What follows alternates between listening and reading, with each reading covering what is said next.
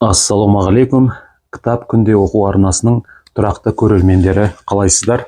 Бүгін бізде кезекті кітап оқимыз. Абай жолы, Мұхтар Әуезов. Бүгін 28 мамыр 2025 жыл.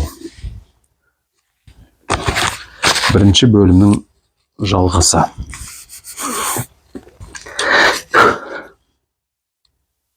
Шейін көшіп барыспақ. Ол керей қонысы болса, сол керейге мінбелей барып қонып екі өзенді тағы да жылдағыдай баурай бермек болысты. Тобықтының осы жуандары малы аз ғана керейден соң сол екі өзенді жылма-жыл қона жүріп тартып алмақ ниетте болатын. Бұл әңгімелерге келгенде барлық бағанағы томсарған жиын шешіліп жазыла сөйледі.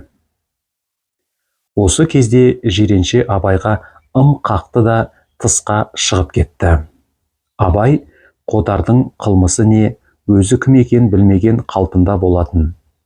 Ол жалғыз-ақ дарға асу деген жерде ішінен бір түрлі тіскініп қалды. Әкесіне сене алмай, сескене қарап, соны істейді-ау деп бір ойлады. Бірақ байқап болжап көрсе, дар деген қырда бұл елде есте болмаған нәрсе. Естіп көрген де емес. Ол мұның түсінгенде Харон Рашид халифа заманында әлде қайдағы Бағдат, Мысыр, Ғазнадағы ғана болатын жаза сияқтанды. Сондықтан дарға асу деп жай айтылған болар. Олай болмайды деп байлаған еді. Сонымен бірге әкесі Жұмабай жайын айтқанда да Абай қайран болды. Қала мен жолда талай күн бірге болған уақытта бірде-бір сездірсеші, фатуа, дарғасу деген үкімдерді жасырып алып келе жатып Абаймен жарысады, қалжыңдайды, ойнайды. Енді түк көрмегендей үндемей отырған түрі де мынау. Бүгін күн ұзын Абаймен құрбысындай жарысып келгеннің де бірде-бір белгісі жоқ. Соған қарап Абай үлкендердің осындай іші қатпарлы, қиын жатталатын ойлайды. Үлкен болсам, осылардың мінезін әрдайым біліп, танып тұратын болсам деп, сол үлкендікке тағы да бір қызыққан, асыққан еді. Абай үлкен болуға тегі көп асығатын, қызығатын енді есіне түсті. Жұмабай қалада бұған түсініксіз біраз мінездер істеген. Қазіретке сыйға апарам, Құнанбай жіберді деп қасқырдың бір семіз қара көк құнаншығарын жетектеп жүргенді. Абайдың молдасы және мешіттің иманы Ахмет Ризаның үйін сұрап алып, артынан Абай молданың үйіне ертіп жүр деп, бұны бірге де ала барған. Екеуі асау көк құнанды жетектеп бара жатқанда бір төбелес қой, тентек Сағит деген баланың бұларға істеген қырсығын да есіне алды. Қазір нығызсап отырған Жұмабайға қарап жымиып күліп қойды. Бұл қақпасының жанынан өте бергенде Сағит терезеден көре сала жүгіріп шығып, тас лақтырып айғай салған. Асау құнанның үркетінен көріп алған соң, онан да жаман құтырып еді. Қақпаға қайта жүгіріп кіріп, шыбық алып шығып, бұғып келіп, асау құнанды шаптан да түртіп қалған.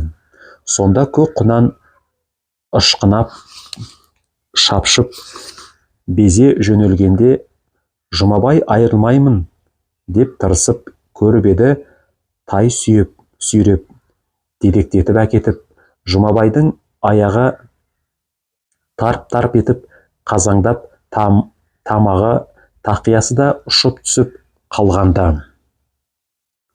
Басының жалтыры да көрініп, Абай еріксіз күлгенді. Асау тоқтамаған соң, шылбырды беліне орап алған Жұмабай шалқайып табандап тартып, көше бойының құмын боратып, тағы да рәсуа болған. Бұл тұста Сағитқа қосылып Абайдың да ішек сілесі қатып еді. Жұмабай көк құнанды зорға тоқтатып алған соң, Абай Сағитты маңайлатпай қуып жіберіп, сол бәледен Жұмабайды да құнанды да өзі құтқарып шыққан. Бұлар Қазіреттің қорасына кіріп, асау құнанды ат қораға байлағанда Қазірет өзі көріп, сыйлық екенін іші біліп, үн қатпаған болатын. Кейін үйге кіргенде Жұмабай Құнанбайдан сәлем айтты да, мына баласына өзіңнің шәкіртіңізге фатихасын сұра деп еді, деген Қазірет. Бәрәкәллә, бәрәкәллә, берахматика я архамрахмин деп отырып, Абайға қол жайып бата бергенді. Содан әрі Қазіреттен де не жауаптасудың бабын табалмаған және тіпті шүлдіреген кітапшылатын тілін ұқалмаған Жұмабай тағы бір ойдағы әңгімесін тұпа-тура қолма-қол бастап еді. Онысы Құнанбайдың айтқан сәлем екен, сұрап кел деген бір үлкен сөз екен. Осы жөндерін айтты да Жұмабай Абайға бір, Қазіретке бір қарап, бірақ ол жайын оңаша құпия сөйлес деп еді. Балам, сен деп Абайға оқтала бергенде, Қазірет те сезіп Абайға, Ибрахим, сіз қазір мәдресеге қайтыңыз, балам. Бәс ауылға қайтмас бұрын миға кіріп, фатихамды алып кетіңіз, деді. Абай шығып кеткен. Соқалап отырып, ойдағысын жеткізіп, жаңағы фатуаны сонда алып шыққан екен-ау бұл, деп ойлады. Өзін керек еткен сөз бен шырайды көрмеген соң, енді Абай да жиренше кеткеннен кейін біраздан соң ақырын сусып тысқа шықты. Бұл уақытта жиренше соңғы атқа шідер салып отқа жіберіп жатыр екен. Есік ашылған жерден Абайды көрді де ақырын дауыспен, Абай, бер кел, мұнда кел, деді. Абай бұған жетер-жетпестен, өй, жиренше, жаңағы осы Қодар кім? О не қылған? Айтшы, деді. Қодар жақыны жоқ, жалғыз үйлі бір борсақ. Ол қайда? Ол мына шығыстың ет бөктерінде, Бөкешті асуының бауырында. Ал ол не қылған? Сол биыл қысты күні жалғыз баласы өлгеннен кейін келінмен жақын бопты, деді. Ана кісілердің сұмдық деп отырғаны сол. Жақын қалайша? Не қалайшасы бар? Шөкен дейді. Не дейсің? Сығыр, шөкеңді білмеуші мен? Бұра мені інгенше білесің, деп жиренше өте бір тұрпайы қозғалыстар жасады. Ол үлкендер арасында әбден іші пісіп шығып, енді салқын далаға азырақ ойнақы күйі кеп тұр еді. Абайды күлдірмек болатын. Бірақ Абай күлер емес, көңілінде қатты қобалжу бар. Сол рас па екен, деп Абай қадала сұрады. Бәсе, сол анық танығы бәлім емес, бірақ ел өсек қып әкетіпті. Сүйіндіктің жаңағы анаған білейік деп деуі сол ғой, деп жиренше салмақты болып сөйлеп еді. Ендеше бекер жалғадағы, тіпті солай десетіндер де көп, бірақ әнеуінгі Құнекең мына сыбын ішіне топқа барса, сонда Солтабай төре осыны бетіне салып қапты. Мына кісі төреге Насыбайды тастаңышы дегенде, анау мен Насыбайымды тастайын, бірақ Шыңғыстың бөктеріндегі шашты сайтаныңды сен де тыйсаңшы, деп бетінен алыпты, дейді. Соған намысы келіп, Құнекеңнің қатуланып отырғаны әлгі ғой, деді. Абай әкесінің жаңағы дарға асу деген жердегі аяздай суық пішін еске алды. Үндемей біраз тұрып, қабағын шытып, қатты күрсінді де айналып жүріп кетті. Күрсіну ауру дененің қиналған ыңқылына ұқсағандай болды. Шешесінің үйіне қарай беттеді. Жиренше басқа да бірдеңелер сөйлеспек боп бөгемек еді.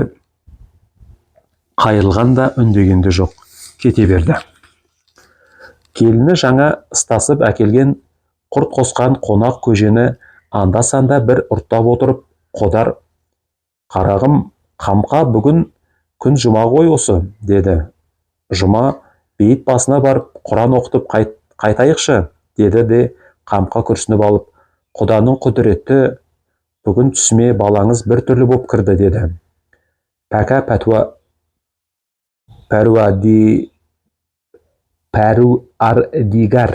пәруардигар» деп мол келген батыр кеудесін қақ жарған шерді Қодар да шығарды.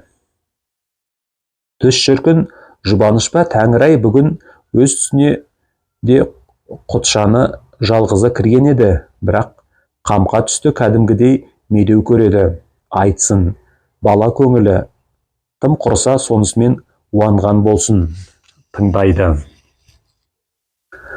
Осы дәл өңімдей үйдің сыртына кеп аттан түсіп асығып, жайраңдап кіріп келді де: «Әкем, екеуің жылай берсең, зарлай берсең, мені шын өлді демейсіңдер. Ал мен міне келдім, тіпті өлгем жоқ. Қойшы, Қамқа, қабағыңды ашшы», деп осы бір түрлі сай-сүйегімді босатты, деді. Осы кезде Қамқаның да Қодардың да көздерінен үнсіз жастар біртін-біртін сорғалатып ағып отыр еді.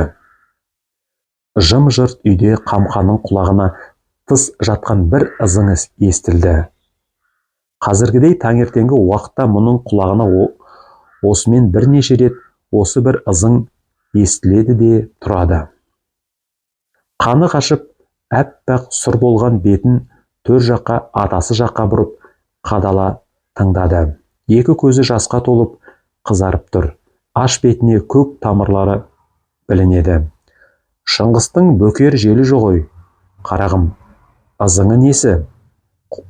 Қораның төбесі ашылып қалыпты, оның да тозағы жеткен емес пе?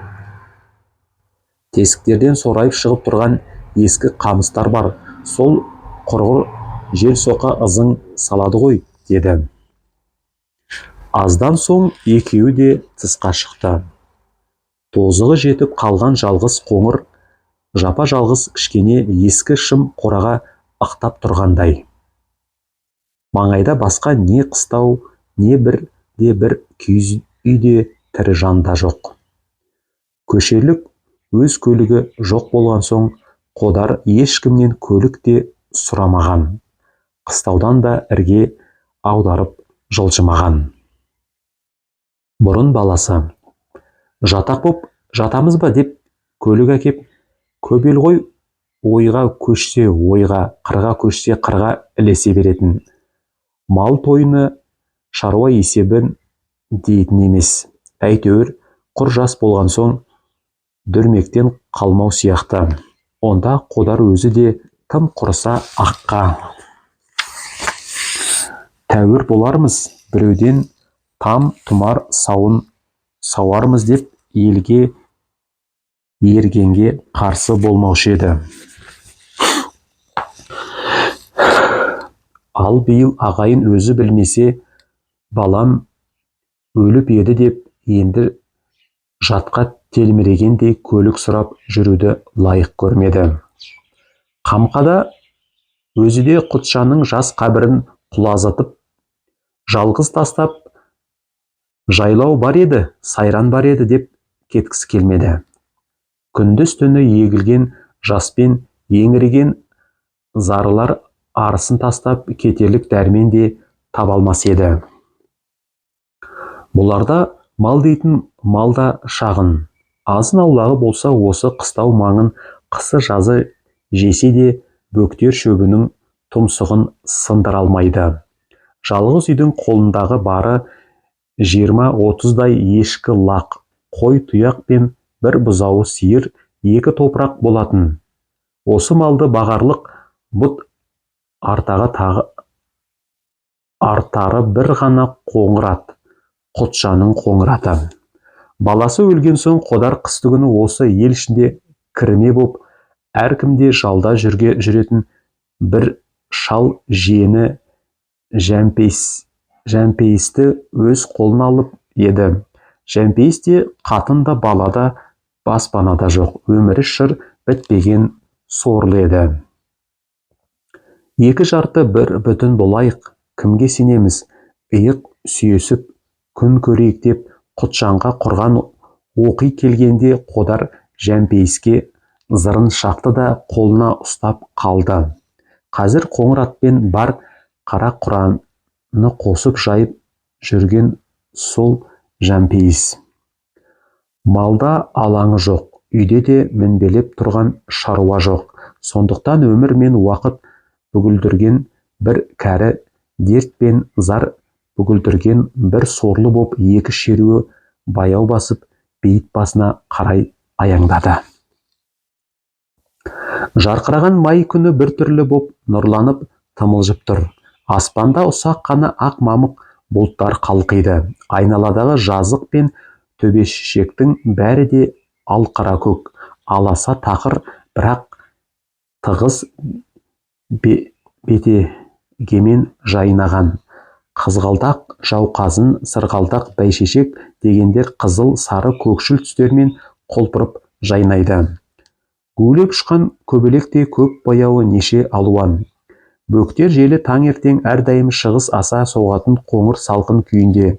Қазір де күн қызуын жеңілдетіп майда қоңыр лептей үріп тұр. Бірақ бұл жарастық, бұл жастық кімдер үшін?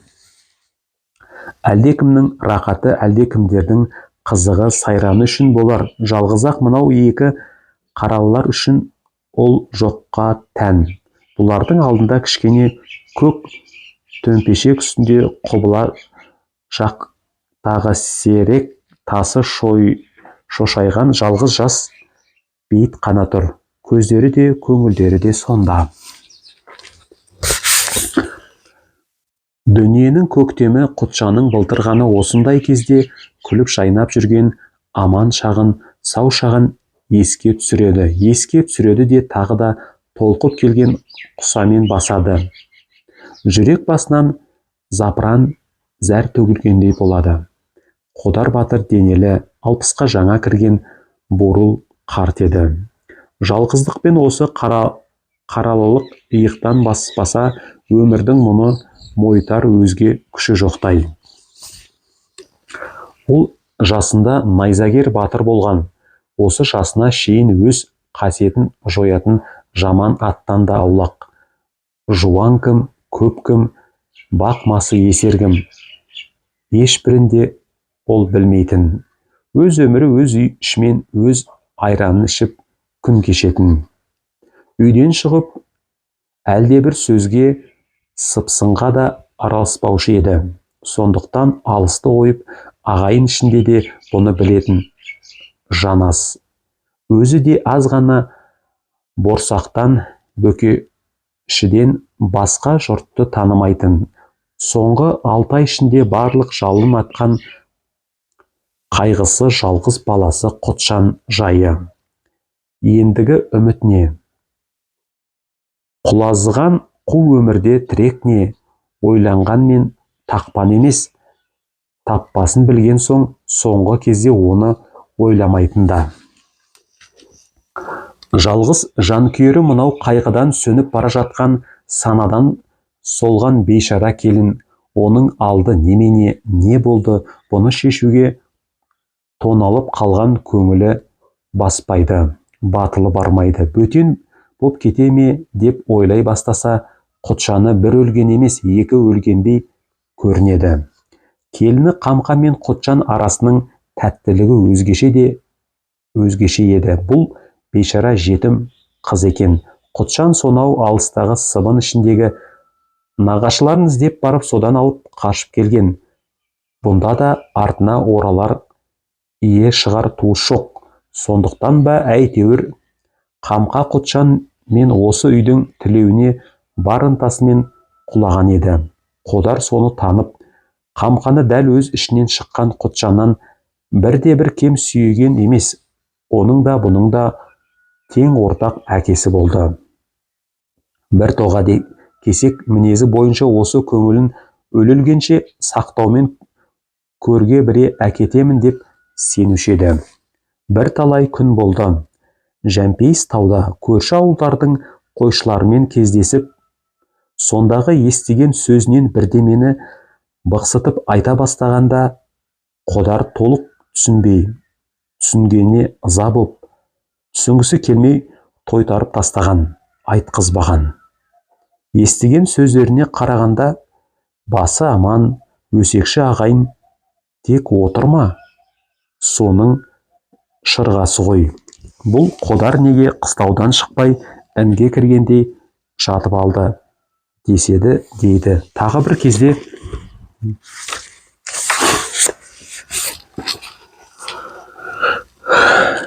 осы Қодардың келіні нені үміт қылып отыр, не ойлаған ойы бар деп сұрастырды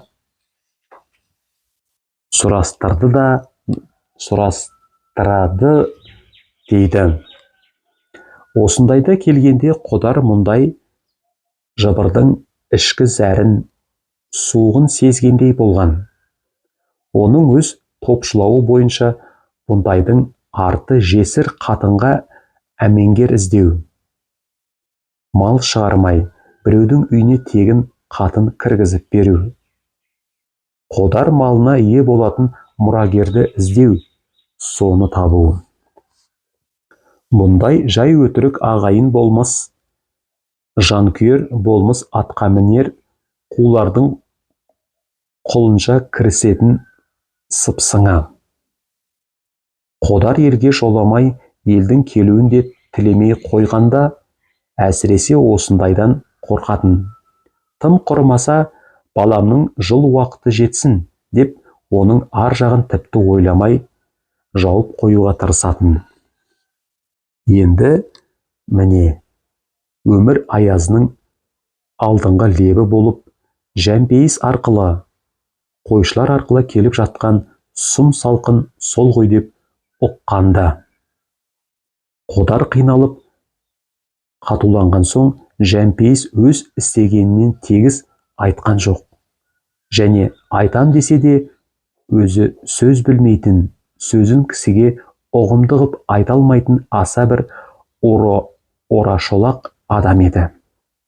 Сонысынан тағы жасқанып, Қодарды қинамаймын деп қойғанда.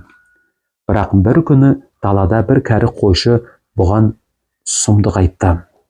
Қодар келінімен жақын дейді. Сен не білдің дегенді.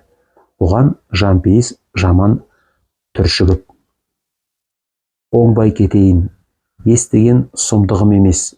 Тарт кәпір, мына сөзіңді тарт деген.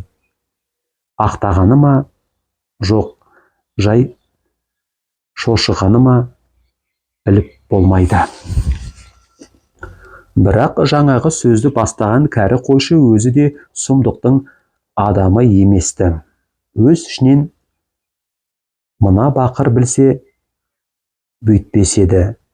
Тегі не аналар аманда, не мынау түк біліп сезбеген ғой деп ойлаған.